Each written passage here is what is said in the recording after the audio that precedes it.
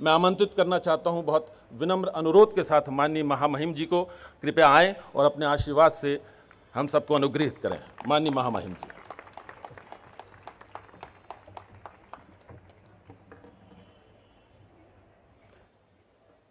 पद्मश्री श्री भरत गुप्ता जी,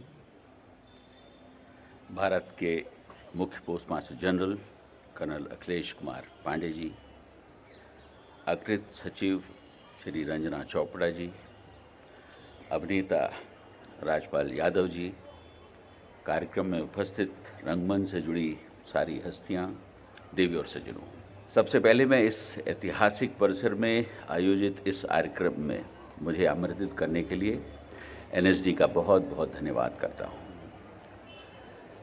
1959 में स्थापित एनएसडी न केवल भारत की सांस्कृतिक यात्रा की साक्षी रही है, बल्कि इस यात्रा में इस संस्थान ने बढ़ चढ़कर अपनी भूमिका को निभाया है। एनएसडी द्वारा भारतीय रंगमंच तथा नाट्य अभिनय को नए आयाम दिए हैं और यहाँ प्रशिक्षित कलाकारों ने न सिर्फ रंगमंच और रंग कला को समृद्ध किया है, बल्कि कईयों ने संपूर्ण भारतीय जनमानस पर अमिट छाप भी छोड़ी है। दोस्तों, रंगमंच और उससे जुड़े कलाकार किसी भी संस्कृति का महत्वपूर्ण हिस्सा होते हैं। पूरे विश्व में जब जब राजनीतिक अथवा सामाजिक घटनाक्रम ने नए मोड़ लिए, तब तब रंगमंच ने इन घटनाक्रमों को न सिर्फ दर्शाया, बल्कि उन्हें पुरजोर तरीके से प्रभावित भी किया है। प्राचीन भारत में मौर्य काल का नाट्य रहा हो या मध्ययुगीन कालीन में कालिदास की रचनाएं, 18वीं सदी का भारतीय रेनेसां रहा हो या हमारा स्वतंत्रता संग्राम, रंगमंच ने हर काल और घटना में महत्वपूर्ण भूमिका निभाई है। यही नहीं, छोटे स्तर पर भी हमारी नाट्य परंपराएं गांव और देहातों तक, छोटे शहरों में नौटंकी, लावणी जैसी शैलियां बेहद समृद्ध रही हैं और उन्हें हमारे समाज को ढाला भी है। आज आप सभी महारथियों के बीच में मुझे उपस्थित होकर एक डायलॉग याद आ रहा है कि जिंदगी एक रंगमंच है। हम सब इस रंगमंच की कठपुतलियां हैं, जिसकी डोर ऊपर वाले के हाथों में है। कब कौन क्या करेगा, क्या कहेगा, कैसे उठेगा, ये कोई नहीं जानता। दोस्तों, कलाकार मैं तो नहीं हूँ, पर अपने आप को कला का एक कदरदान ज़रूर मानता हूँ। बेशक हम कठपुतलियाँ तो हैं, लेकिन हमें ये मालूम है कि हम क्या करेंगे, कब कहेंगे, कहाँ उठेंगे, और हमें ये विश्वास होना चाहिए कि हम जो भी करें वो बड़ी खूबसूरती से करें और नज़ाकत से कर सकते हैं तो और अच्छी बात है। यही खूबसूरती और नज़ाकत हमारी ज़िंदगी में आप जैसे कलाकार और एनएसडी जैसी संस्थाएं इन्हें करती हैं। मेरा ये मानना है कि जैसे आप कलाकार अपने किरदार को बेहतरीन तरीके से निभाते हैं, उसी प्रकार हम सभी चाहे जिस भी किरदार में हो, उस किरदार को हमें पूरी शिद्दत और ईमानदारी से निभाना चाहिए।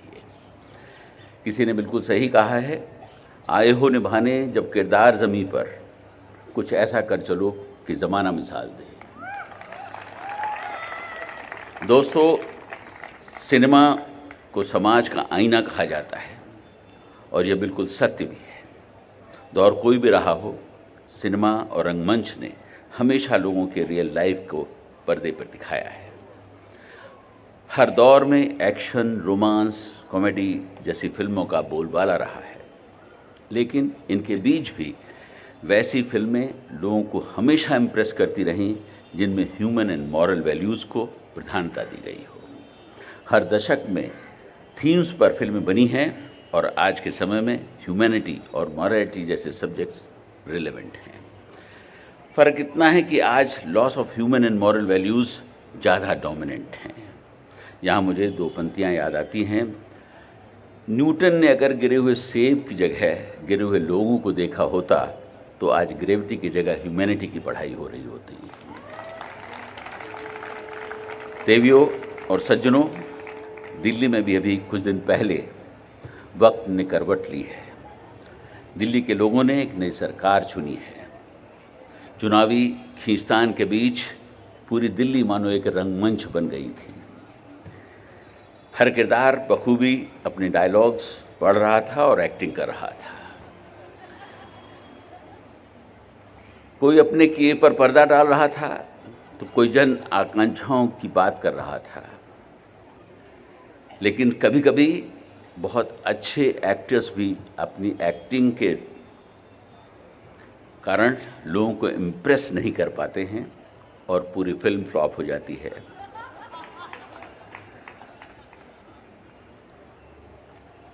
इसके लिए मैं कुछ पंक्तियां जरूर कहना चाहूँगा और मुझे यकीन है कि आप लोग उसे पसंद करेंगे।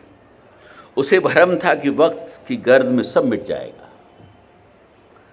उसे भ्रम था कि वक्त की गर्द में सब मिट जाएगा।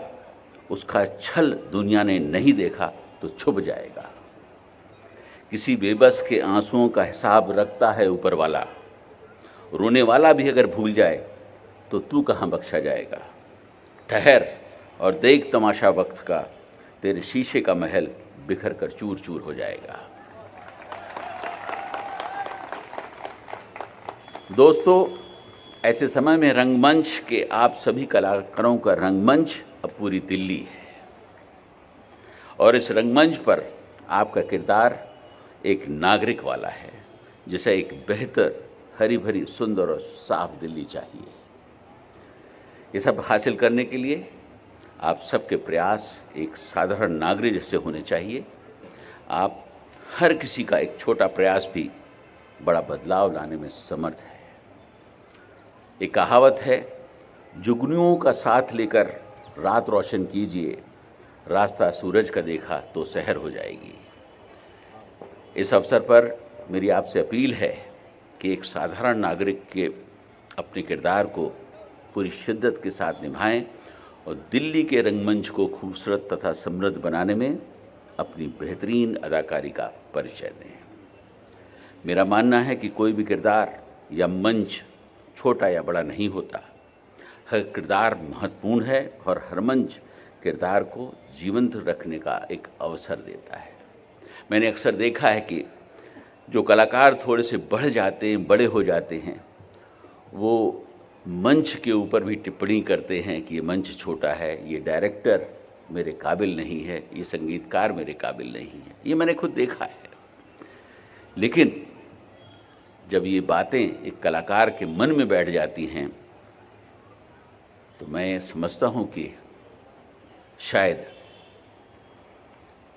उसकी जो पढ़ाई है या उसकी जो टीचिंग है उसमें कहीं कोई कमी रह जाती है। मैं उन सभी कलाकारों से कहना चाहूँगा कि श्रेय मिले ना मिले, अपना श्रेष्ठ देना कभी बंद ना करें। आशा चाहे कितनी भी कम हो, लेकिन निराशा से हमेशा बेहतर होती है। अपने लक्ष्य और ध्येय की प्राप्ति के लिए प्रयास करते रहें और सफलता के लिए मार्ग आपके लिए खुलते चले जाएंगे। कौन बताता है समंदर का रास्ता नदी को? कौन बताता है समंदर का रास्ता नदी को? जिसे मंजिल का जुनून होता है वो मशवरा नहीं लेते।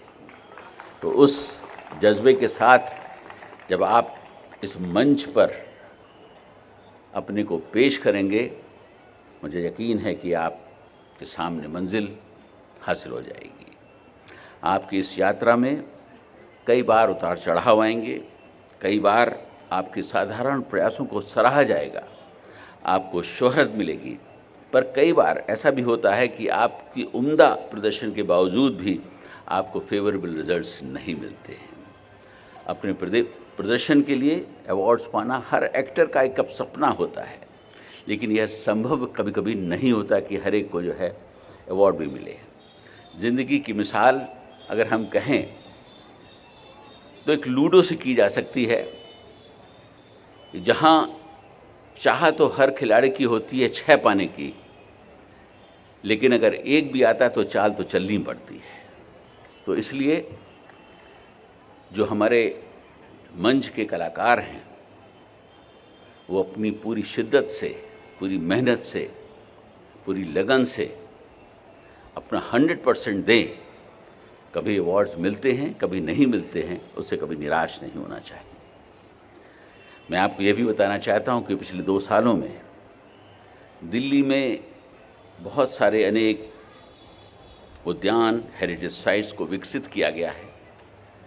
यमुना के किनारे बांसेरा, सीता वसुदेव घाट और कुतुब मीनार के पास महरौली आर्कियोलॉजिकल पार्क को और संजय वन में बहुत सारी चीज़ों को डेवलप किया गया है। मेरी आपसे गुजारिश है कि आप अपने रंगमंच को इन जगहों पर भी जाकर प्ले करें। और मुझे यकीन है और मैं आपको विश्वास दिलाता हूं कि जब आप इतनी खुली ही खूबसूरत जगहों पर भी नाट्य संध्या को सजाएंगे तो वहाँ पर आने वाले लोग एक डिफरेंट माहौल के अंदर आपकी कलाकारी को देख सकेंगे।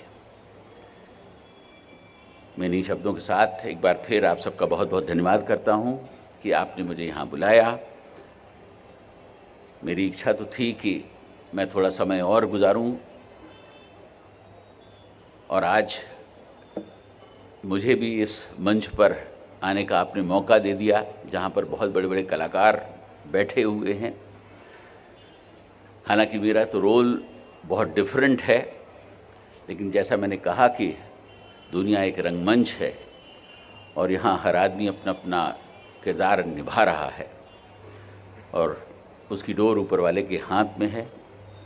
मुझे यकीन है कि आने वाले समय में हम दिल्ली को बदलेंगे। दिल्ली में बहुत बड़ा बदलाव देखने को मिलेगा और हमारी कोशिश होगी कि ये जो रंगमंच है ये और आगे बढ़े।